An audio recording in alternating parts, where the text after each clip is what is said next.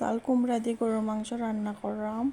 প্রথমে চাল কুমড়া টুকরা টুকরা করে কাটি লিছি, এরপরে এখন তেলের মাঝে কাটা পেঁয়াজ সব মশলা দিলাইছি। এখন দিলাইলাম গরুর মাংস।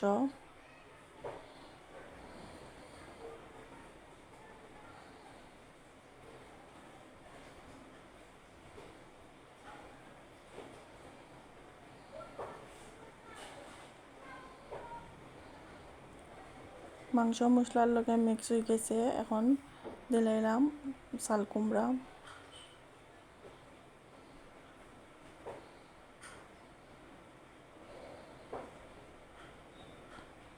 এখন একটু পানি দিলাইলাম।